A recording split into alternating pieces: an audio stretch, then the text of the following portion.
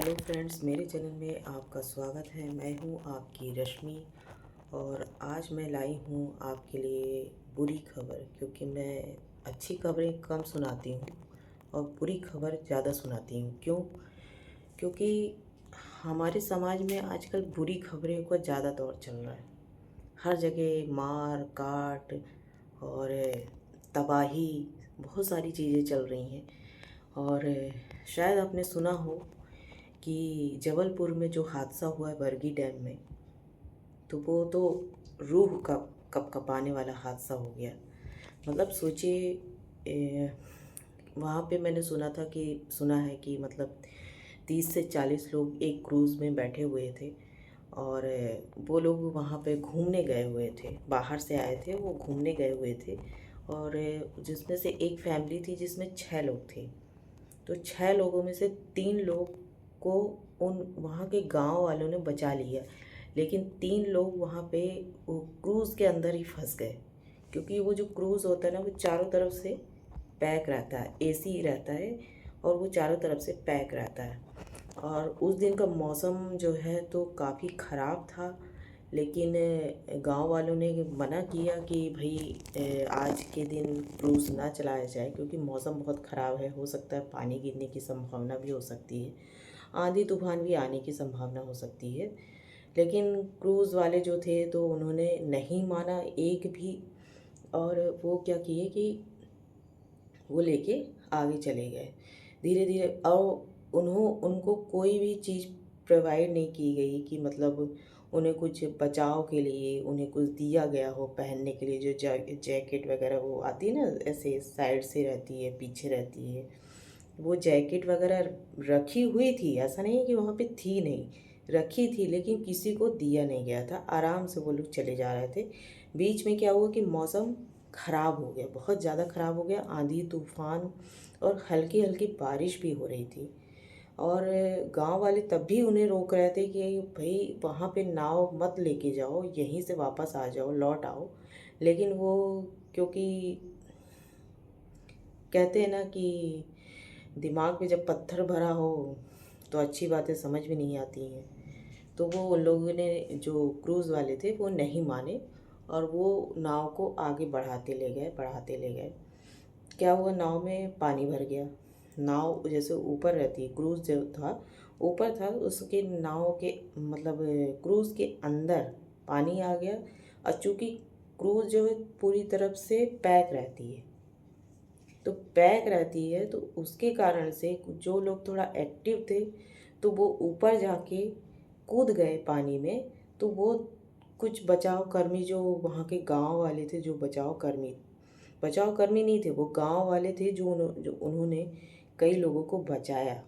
लेकिन जो सहायता मिली है वो दूसरे दिन मिली।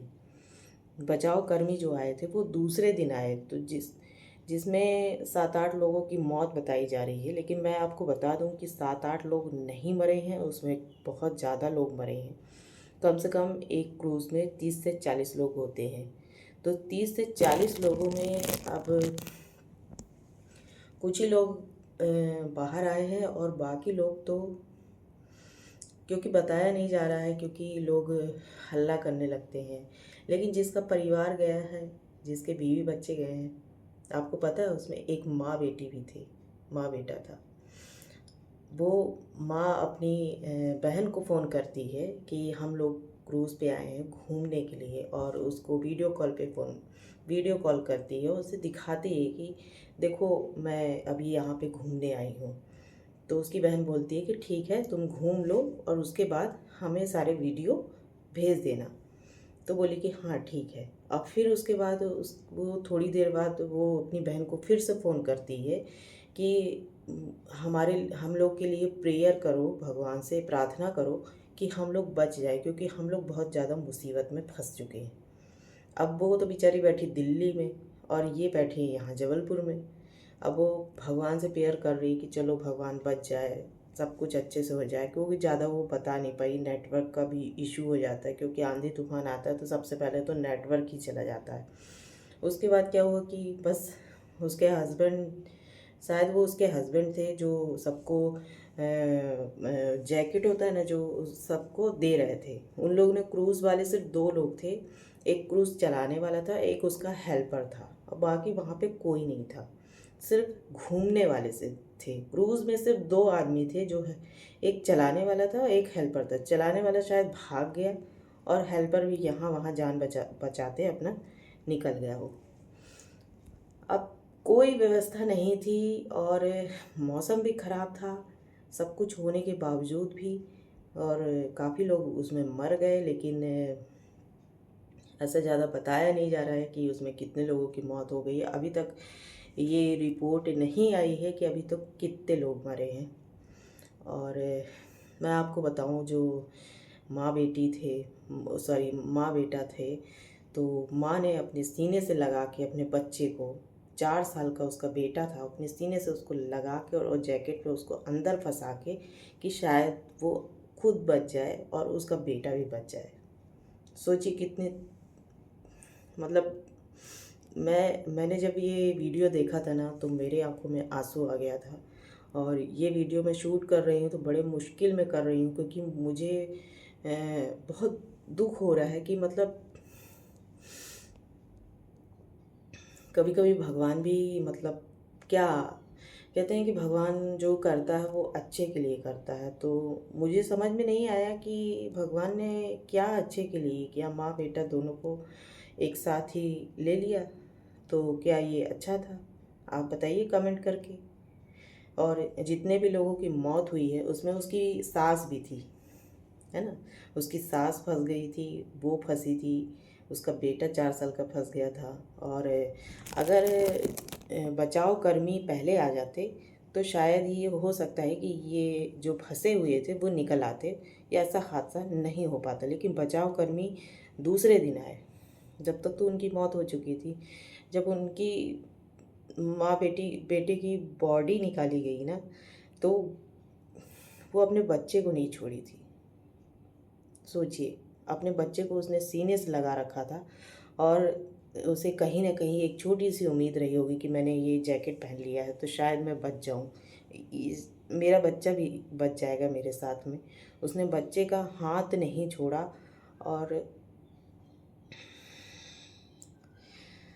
मैं क्या बोलूं, मैं अब आप समझ सकते हैं कि ये कितना बड़ा हादसा हुआ था। और